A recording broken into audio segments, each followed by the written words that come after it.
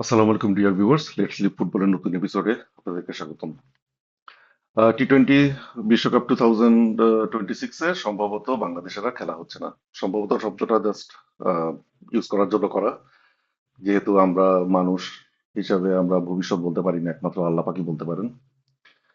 তবে আপাতত অলমোস্ট সব দরজা বন্ধ মনে হচ্ছে। এখানে আমাদের বাংলাদেশ ক্রিকেট বোর্ডের কিছু ডিপ্লোম্যাটিক ফেইলিয়ার ছিল, অস্বীকার করার উপায় নেই। স্টার্টিং এই মুস্তাফিজের ইস্যুটা রাইজ করার সাথে সাথেই বিসিসিআই এর কাছে ব্যাখ্যা চাওয়া উচিত ছিল কিসের জন্য তারা এই মুস্তাফিজকে এক্সক্লুড করার নির্দেশনা দিল। সেটা করা হয়নি। তাছাড়া বোর্ডগুলোর সাথে, অন্যান্য ক্রিকেট বোর্ড যাদের, তাদের সাথে কতটুকু করেসপন্ডেন্স হয়েছে আমরা জানি না। আমার মনে হয় শুধু পাকিস্তান না, আমাদের আরো কয়েকটা ভোট লিস্ট পাওয়া উচিত ছিল। মেজরিটি আমরা পেতাম না, এটা শিওর, যেহেতু Australia, England, south Africa, New Zealand এরা সম্ভবত বাংলাদেশকে কোনোভাবেই ভোট দিত না। বাট যাই হোক, আমরা যদি একটু 4-5টা ভোট আরো অর্জন করতে পারতাম, তাহলে ফিউচারে আমরা এটা নিয়ে যখন আমরা আরো ফার্দার ফাইট করব, সেখানে হয়তো আমাদের গ্রাউন্ডটা আর একটু স্ট্রং হতো। তবে এটাও ঠিক যে মোটামুটি শিওরলি এই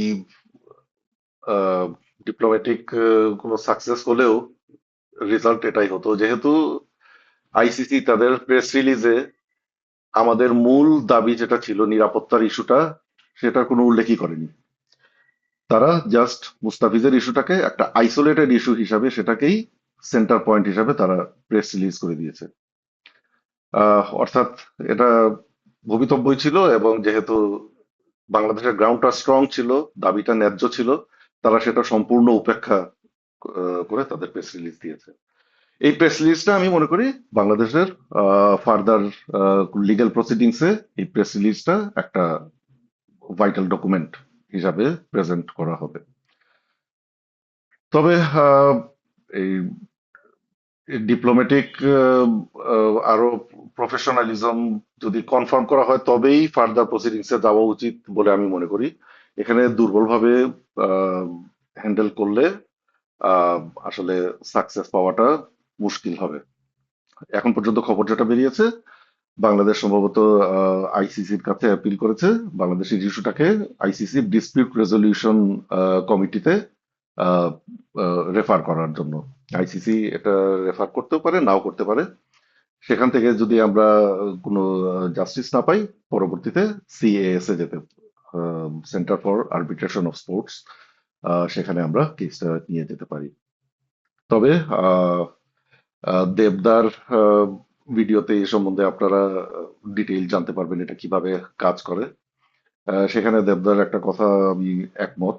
আহ, এই ডিসপিউট রেজলিউশন কমিটিতে যদি রেফার করা হয় আমাদের কেসটা, এবং সেখানে যদি আমাদের কেসটা হেরে যায়, তাহলে সিএএস এ সাকসেস পাওয়ার সম্ভাবনা খুবই কম, এটা কনফার্ম। তাই আমি বলবো এটাকে প্রফেশনালি হ্যান্ডেল করতে, এবং এখন পর্যন্ত যেভাবে ডিল করা হয়েছে তার চেয়ে অনেক বেশি প্রফেশনালিজম এখানে প্রয়োজন হবে। আমি মনে করি ইন্টারন্যাশনাল লেভেলে স্পোর্টস রিলেটেড লয়ার যারা আছে, তাদের সাথে পরামর্শ করা, তাদের ওপিনিয়ন নেওয়া, প্রয়োজনে তাদেরকে হায়ার করা হোক, এবং ন্যাশনাল লেভেলে এবং ইন্টারন্যাশনাল লেভেলে যারা নিরাপত্তা বিষয়ক বিষয় এক্সপার্ট আছেন, তাদেরকেও যত দূর সম্ভব ইনভলভ করা প্রয়োজন। ইভেনচুয়ালি বাংলাদেশ হয়তো এই বিষয়টাকে, আহ, আমাদের চাওয়া পূরণ হয়নি, কিন্তু আমি এটাকে পরাজয় হিসাবে দেখি না। আমি মনে করি বাংলাদেশ বিজয় বিজয় পেয়েছে। ভারত যতই লাফালাফি করুক, ভারতের মিডিয়া তো বেশ লাফালাফি করছে, এবং বাংলাদেশকে একটা হাসির সম্পদ হিসাবে তারা দেখাতে চাচ্ছে। কিন্তু বিষয়টা আসলে সেরকম না। বাংলাদেশ এখানে মাথা উঁচু করে একটা গেমস এর গ্লোবাল সেন্ট্রাল বডি এবং সবচেয়ে বড় বোর্ড, যারা আসলে একই সত্তা, ইন্ডিয়ান ক্রিকেট বোর্ড এবং আইসিসি একই সত্তা, তাদের সাথে মাথা উঁচু করে লড়েছে, চোখে চোখ রেখে কথা বলেছে এবং মাথা নত করেনি। আইসিসি এবং বিসিসিআই তারা যথাসম্ভব চাপ প্রয়োগ করেছে বাংলাদেশ যাতে মাথা নত করেও ইন্ডিয়ায় খেলতে যায়। বাংলাদেশ শেষ পর্যন্ত মাথা নত করেনি। যতই ডিপ্লোম্যাটিক ফেইলিয়ার হোক, বাংলাদেশ মাথা উঁচু করেই শেষ পর্যন্ত এটাকে দিয়েছে। এবং এই বাংলাদেশকে ফাইট করার জন্য ওয়ার্ল্ডের সবচেয়ে বড় রেভিনিউর হিসাবে হয়তো বাংলাদেশে, ভারতের চেয়ে আইসিসিতে রেভিনিউ ক্ষেত্রে বাংলাদেশ আহ, ভারতের হয়তো 10 ভাগের 1 ভাগও না। কিন্তু তাদের সাথে ফাইট করার জন্য ভারতকে একদম শেষ রক্তবিন্দু দিয়ে পর্যন্ত লড়তে হয়েছে। শেষ পর্যন্ত ফাইন্যান্সিয়াল পাওয়ার, মাসেল পাওয়ার যেটাই বলেন, সেটার কারণেই তারা প্রিভেল করেছে। বাংলাদেশের হয়তো এটাই অবশ্যম্ভাবী ছিল।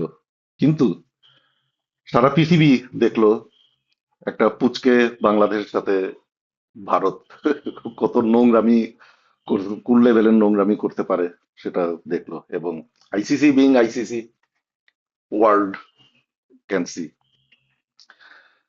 আহ, এখানে আহ, আমি আরেকটা বিষয় বলবো, বাংলাদেশ যখন এই বিষয়টা ফাইট করছে তখন আসলে আমরা আমাদের মধ্যে ইউনিটি ধরে রাখতে পারিনি। কিছু কিছু জার্নালিস্ট তারা মাথা নত করে হলেও বিশ্বকাপে খেলার পক্ষপাতী ছিলেন। একজন জনপ্রিয় স্পোর্টস কন্টেন্ট মেকার, আমিও একসময় তার ভক্ত ছিলাম, তিনি একদম সরাসরি বলেছেন একটা অনুষ্ঠানে গিয়ে, বাংলাদেশের মানুষ নাকি চাচ্ছে বাংলাদেশ বিশ্বকাপে না খেলুক। উনি আসলে বাংলাদেশের মানুষের পালসটাই বুঝতে পারেননি। আমরা কোনোভাবেই এই বিশ্বকাপটা বর্জন করতে চাইনি। তবে দেশের মান সম্মান আহ, বিসর্জন দিয়ে বিশ্বকাপ খেলার পক্ষপাতী আমরা কেউ ছিলামই না। তিনি কি কোন ইয়েতে মানুষের পালস আসলে উনি বুঝতে পারেননি। আর আরেকটা, উনি সরাসরি এটা বলেছেন, তিনি তার স্ট্যান্ড বলেছেন, আহ, আমি চাই আমার স্ট্যান্ড হচ্ছে বাংলাদেশ বিশ্বকাপে খেলবে no matter what, no matter what. মানে মাথা নত করে যাও, মান সম্মান বিসর্জন করে যাও, লজ্জা শরমের মাথা খেয়ে যাও, সব কিছু মানে পরাজয় মেনে আমাদের প্লেয়ারদের আমরা বিশ্বকাপে পাঠিয়ে দিব। উনি আহ, গতকাল সকালেও গলা কাঁপিয়ে কান্না কান্না কণ্ঠে প্লেয়ারদের কাছে আহ, আকুতি জানিয়েছিলেন, আহ, তারা যেন ক্রিকেটটাকে বাঁচায়। বাংলাদেশের ক্রিকেটটাকে ধ্বংস হয়ে যাচ্ছে। বাংলাদেশের ক্রিকেট ক্ষতির সম্মুখীন হবে। আমরা কিছু রেভিনিউ লস করব এই বিশ্বকাপে না খেলার কারণে, র্যাঙ্কিং লস হবে, এটা আমি আহ, মানে অস্বীকার করার কোনো উপায় নেই। তবে হ্যাঁ, হয়তো এই শর্ট টার্মে কিছু লস হলেও লং টার্মে এই লসটা থাকবে না। সবকিছুর পরও বাংলাদেশ বিশ্ব ক্রিকেটে একটা ইম্পর্টেন্ট ফ্যাক্টর, ক্রিকেটের একটা বড় মার্কেট এখানে আছে। আর অলরেডি এটা ওয়ার্ল্ড গ্লোবাল স্পোর্টস এরেনায় যথেষ্ট ট্র্যাকশন পেয়েছে। এখন আইসিসি বাংলাদেশের এগেনস্টে কোনো অ্যাকশন নেয় কিনা, বিসিসিআই বাংলাদেশের বিরুদ্ধে কোনো স্যাংশন নেওয়ার জন্য জোর করে কিনা, the world is looking at it. সারা বিশ্বের স্পোর্টস লাভাররা দেখছে ক্রিকেটের গ্লোবালাইজেশনের যেটা চেষ্টা করছে আইসিসি, ঠিক আছে? তারাও দেখবে, মানে যাদের কাছে ক্রিকেট পৌঁছাতে দেওয়ার চেষ্টা করছে। ক্রিকেটের আহ, সম্প্রসারণ এভাবে কোনো আসলে ক্রিকেটের সম্প্রসারণ হয় না। লাস্টলি, সবচেয়ে বড় ক্ষতিগ্রস্ত যেটা হচ্ছে আমি বলবো সেটা হচ্ছে ক্রিকেটটাই সবচেয়ে বড় ক্ষতিগ্রস্ত হলো এখানে। এই ক্রিকেট আসলে কোনো খেলাই জাস্ট একটা কান্ট্রির এত বড় প্রভাবে কোনো খেলা টিকে থাকতে পারে না। দেখেন, ফিফার কথাই বলেন, আসলে ফিফার সাথে আইসিসির তুলনা করা মানে ফিফাকে চরম অপমান করা। তবুও মানে ফিফার উদাহরণ না দিয়ে আসলে মানে এটা পারা যাচ্ছে না। ফিফা প্রতিষ্ঠিত হয়েছিল 13টা কান্ট্রির উদ্যোগে। সেখানে ইউরোপেরও ছিল এবং সাউথ আমেরিকার আহ, অংশও ছিল। আহ, এখানে একটা ব্যালেন্স অফ পাওয়ার প্রতিষ্ঠিত হয়েছে এবং এই ব্যালেন্স অফ পাওয়ারের কোনো মানে এখন পর্যন্ত আহ, কখনোই ইউরোপের আহ, সবচেয়ে বেশি এখানে যে 6টা কনফেডারেশন আছে ফিফার, এশিয়ার এএফসি, ইউরোপের উয়েফা, সাউথ আমেরিকার কনমেবল, নর্থ আমেরিকার কনকাকাফ, আফ্রিকার সিএএফ এবং ওশেনিয়ার যে বোর্ড, ওশেনিয়ার বোর্ডের নামটা মনে পড়ছে না। 6টার মধ্যে সবচেয়ে ধনী হচ্ছে উয়েফা, ইউরোপিয়ান যে কনফেডারেশন। কিন্তু দেখেন, আমরা আহ, আমি প্রথম বিশ্বকাপ দেখেছি 1986-তে। সেই 86-তে 24টা দলের মধ্যে 14টা ছিল ইউরোপের। এখন এসে 2026 বিশ্বকাপে, ফুটবল বিশ্বকাপে টিমের সংখ্যা দাঁড়াচ্ছে 48, জাস্ট ডাবল। সেখানে ইউরোপের সংখ্যাটা কত আপনারা সবাই জানেন, 16। 86 ওয়ার্ল্ড কাপে 24টা টিমের মধ্যে 14টা ছিল ইউরোপের, এখন 48টা টিমের মধ্যে 16টা হচ্ছে ইউরোপের। ইউরোপ এখানে কোনো প্রভাব বিস্তার করে তাদের আহ, অংশগ্রহণ বাড়ায়নি। আর তাছাড়া এখানে যেখানে আইসিসি তে টার্ন বাই টার্ন সব দেশেরই সুযোগ আসে আইসিসির হেড হওয়ার, এবং সেটা 3 বছর বা 4 বছরের জন্য। এটা এক্স্যাক্টলি আমি এখন মনে করে বলতে পারছি না। ফিফাতে কিন্তু সেরকম না। আমার 4.5 দশকের জীবনে আমি এখন জাস্ট থার্ড প্রেসিডেন্ট দেখছি ফিফার। আমি ফুটবল দেখা শুরু করার পর থেকে, তখন ছিলেন হোয়া হেভেলাঞ্জ, হেভেলাঞ্জের পরে আসলেন সেপ ব্লাটার, এবং এখন ইনফান্তিনো।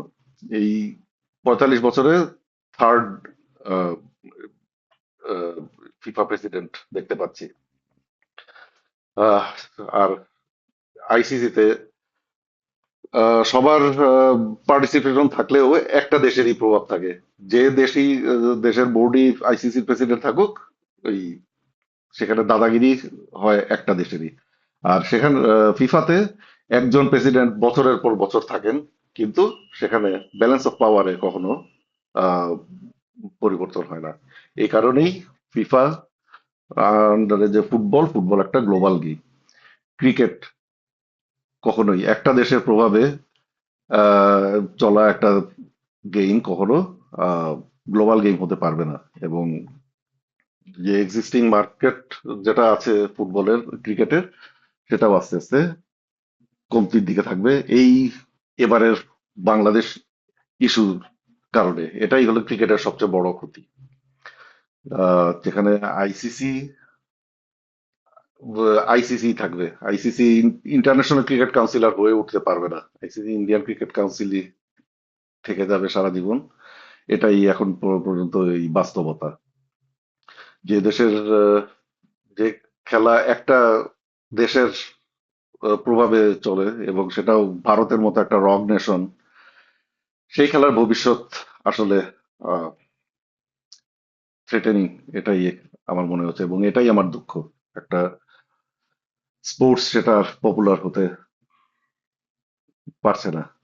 এই দুঃখ নিয়েই আসলে আহ, এই এপিসোডটা শেষ করছি। ধন্যবাদ সবাইকে।